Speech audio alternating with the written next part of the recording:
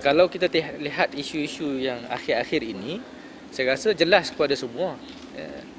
It's clear for all to see yang agak agresif pada dan confrontational akhir-akhir ini adalah kumpulan-kumpulan Kristian, ya, membawa kes-kes ke mahkamah, kemudian cuba ada juga usaha untuk membuat laporan polis ke seluruh negara,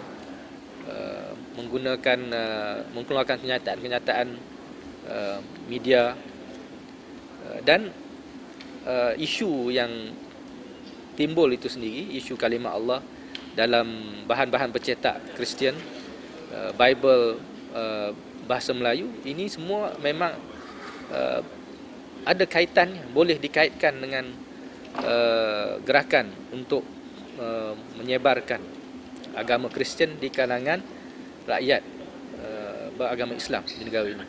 Dan tadi dalam resolusi tadi pun saya sebutkan satu tarik perhatian kepada perbincangan dalaman di kalangan gerakan Kristian yang berbentuk missionary, bahawa memang ini adalah salah satu strategi yang mereka sendiri akui, strategi untuk menyebarkan, menjinakkan orang Islam kepada bahan-bahan teks-teks agama Kristian adalah dengan menggunakan istilah-istilah yang biasa, yang selesa digunakan oleh orang Islam. Sebab kita ada undang-undang, kita ada polisi, kita ada perlembagaan, kita dah ada peraturan-peraturan, the rules of the games. Apabila kalaulah pihak yang berkuasa untuk meniup whistle, untuk menguatkuasakan rules of the game itu tidak tegas dalam menguatkuasakan undang-undang, memang mesej yang dihantar adalah gelanggang itu bebas, tidak ada peraturan lagi, free for all. Jadi ini yang kita tak mahu. Tak perlu dilayan kalau sudah tuntutan itu sudah di luar batas perlembagaan dan undang-undang. Kalau tuntutan-tuntutan atau cakap-cakap itu di luar batas undang-undang dan perlembagaan tapi tetap dilayan, maka kita menghantar mesej yang kita undang-undang itu boleh diubah, batas-batas itu boleh dianjak. Jadi ini yang bagi kita tak patut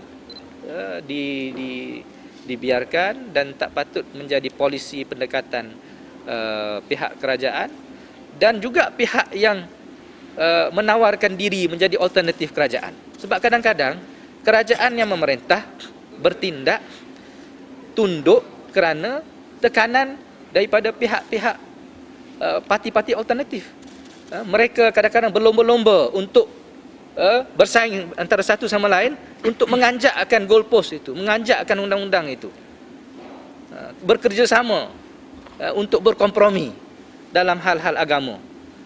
Ini kadang-kadang bukan kita tak adil kalau kadang-kadang kalau kita hanya menyalahkan parti yang memerintah, pada masa yang sama kita melupakan tekanan-tekanan, kempen-kempen yang sedang yang dianjurkan oleh parti-parti alternatif, parti-parti pembangkang, yang akhirnya menimbulkan tekanan, menyebabkan kerajaan merasa perlu untuk bersaing untuk memenangi hati pengundi-pengundi bukan Islam. Jadi ini bagi saya ini ada satu kadang-kadang berlaku konspirasi secara tak langsung, konspirasi untuk menggadai kedudukan Islam di negara kita ni atas kepentingan politik, yang akhirnya menaikkan suhu. Orang-orang yang biasanya tak garang macam kami ni terpaksa garang juga. Kita ya. Macam ni tuan-tuan. Kalau kita bercakap tentang agama tergugat ni, agama ni benda dalaman. Kita jangan tunggu dah nampak jelas-jelas itu adalah gejala akhir. Gejala yang terakhir bila orang dah berlaku murtad, itu gejala terakhir. Tetapi agama ini kalau kita berkompromi dalam hal prinsip-prinsip ajaran-ajarannya, kita sebenarnya telah melemahkan diri kita, diri dalaman kita. Kalau kita misalnya ulama kita mengatakan kalimah istilah Allah itu, nama Allah itu adalah suatu yang mulia, suatu yang terhormat, maka tidak harus diberikan maksud dan makna yang bercanggah dengan sifat, dengan diri Allah itu sendiri. Maka kita menggadaikan suatu prinsip dalaman diri kita. Kita telah pun mendedahkan diri kita kepada kemurkaan Allah Subhanahu Wa Taala.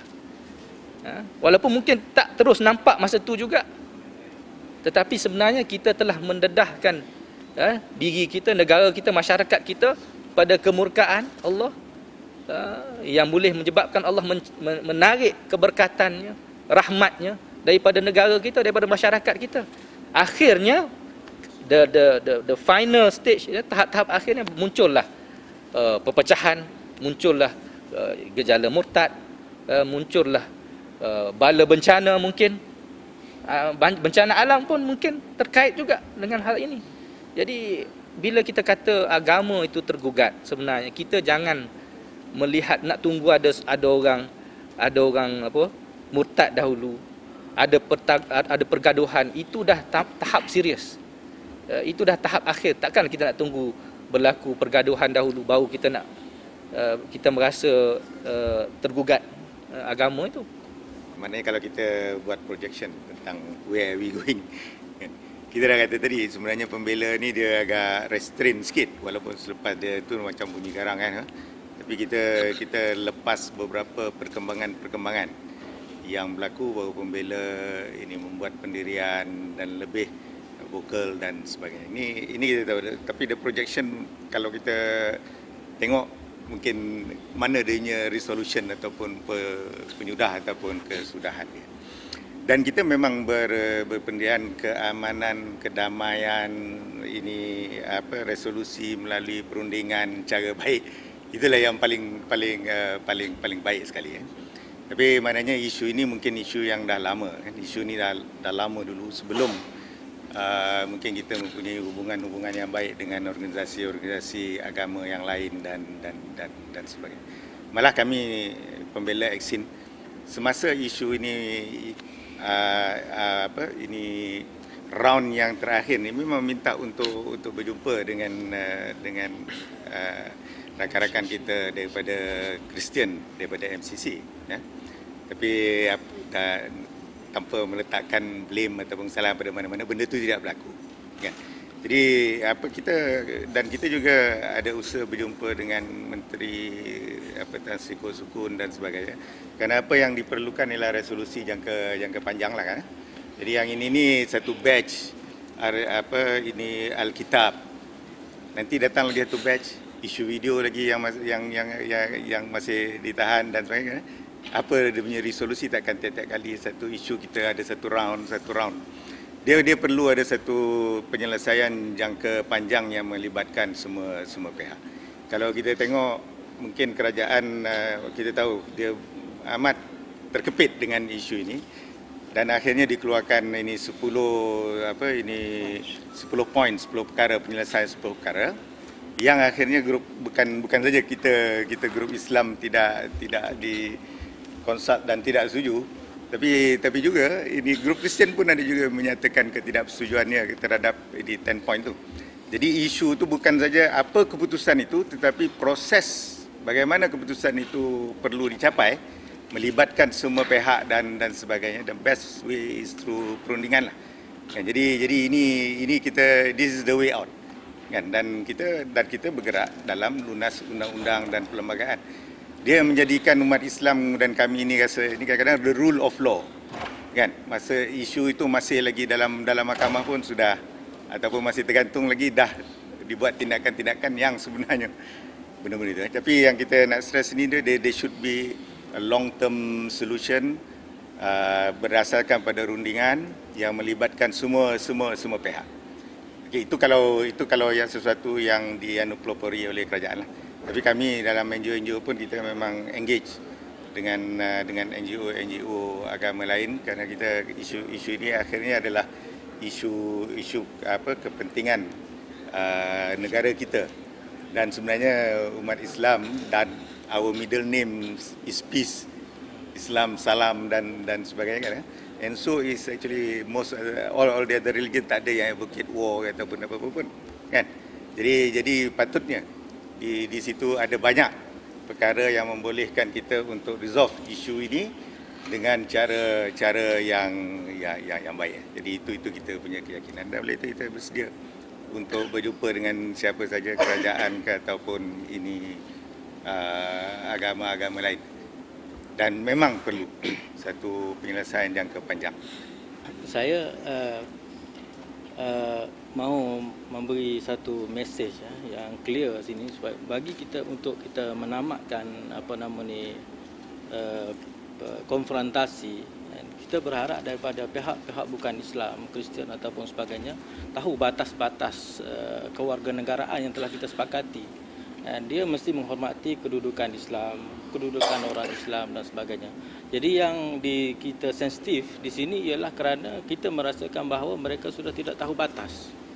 Tidak tahu lagi menghormati cara hidup harmoni yang perlu kita bina dalam konteks negara kita yang berbilang kaum dan berbilang agama.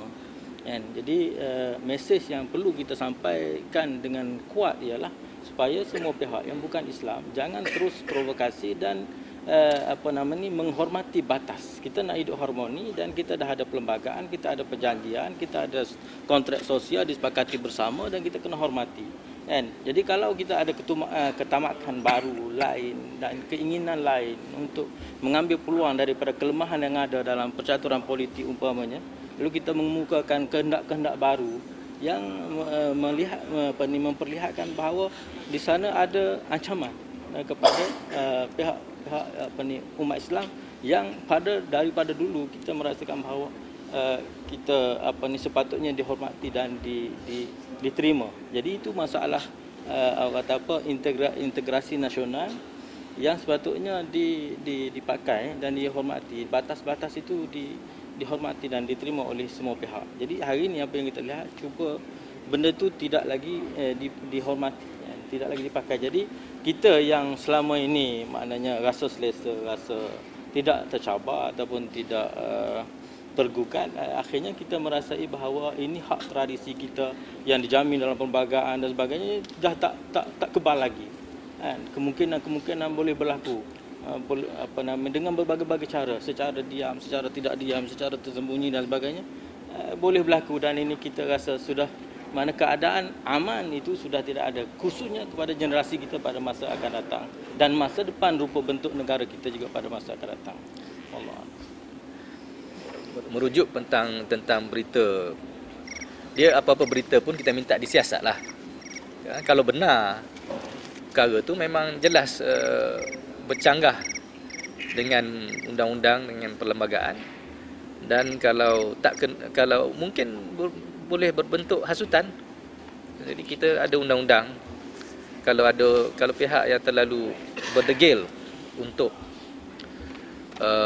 tidak menghormati undang-undang, maka undang-undang jugalah patut kalau terlalu berdegil lah, kalau dinasihati tidak dipatuhi, sepatutnya undang-undang perlu berkuat kuasa. Tapi kita minta disiasatlah oleh pihak-pihak yang ada kuasa untuk menyiasat.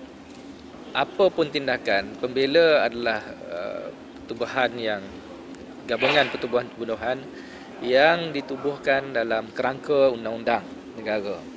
Jadi kita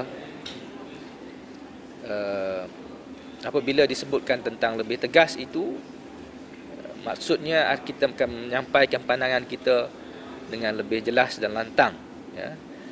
Dan kita tidak akan membelakangkan undang-undang, tata susila dalam kita memperjuangkan aspirasi kita, isu-isu kita. Itu memang dasar pembela lah. Ya, jadi pembela bukanlah kumpulan ekstremis agama. Kita adalah pertubuhan masing-masing, pertubuhan-pertubuhan yang sudah bergerak sebahagiannya puluhan tahun dalam gelanggang dakwah dan pendidikan.